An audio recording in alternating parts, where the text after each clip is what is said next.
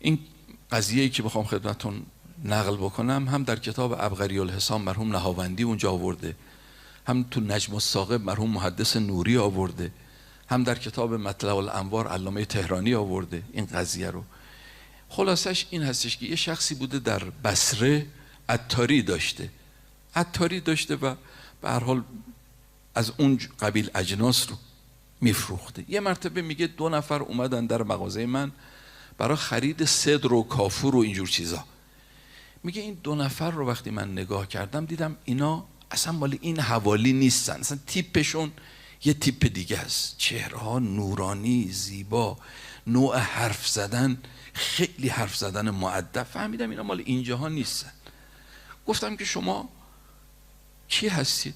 گفتن بندگان خدایی هستیم که به هر حال اینجا اومدیم راهمون افتاده از شما چیزی بگیریم. گفتم که شما مال این طرفا نیستید. قسمشون دادم، گفتم اگر میشه خودتون رو معرفی کنید. گفتن که خب چه فایده‌ای برای شما داره؟ قسمشون دادم، کلی باشون کلنجار رفتم، چون این آدم، این عطار آدم متدینی بود. اون 2 نفر گفتن که ما از یاران حضرت ولی عصر علیه السلام هستیم، یکی دیگه از یاران امام زمان از دنیا رفته، برای غسلش احتیاج به صدر و کافور هست، به ما گفتن از شما بیایم بخریم، چون آدم خیلی متدین و حلال خوری بود، بیایم از شما بخریم.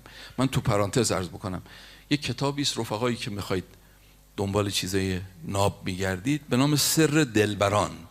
سر دلبران، آیت الله شیخ مرتضی حائری، مرجع تقلید فوق‌العاده با عظمت، استاد مقام معظم رهبری آیت الله شیخ مرتضی حائری، ایشون خاطراتش تو این کتاب هست، ملاقات هایی که با یاران امام زمان داشته، ملاقات هایی که با یاران امام زمان علیه السلام داشته.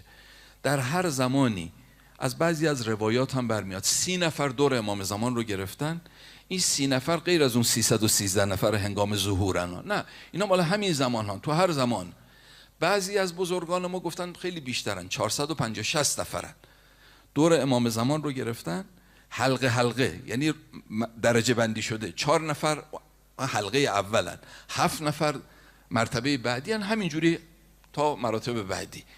اینا مأموریت هایی که حضرت بهشون میده تو دنیا، مأموریت ها رو میرن انجام میدن. خیلی از کسانی که حاجت داشتن، مثلا فرض کنید مریض داشتن و توسل به امام زمان کردن، بعد دیدن یه آدم بزرگی اومده کارشون رو راه انداخته، خدمت این یاران رسیدن، خیال کردن خدمت امام زمان رسیدن، خدمت این یاران رسیدن، چون اینا اومدن کارشون رو راه انداختن، خیال کردن خدمت حضرت هستن.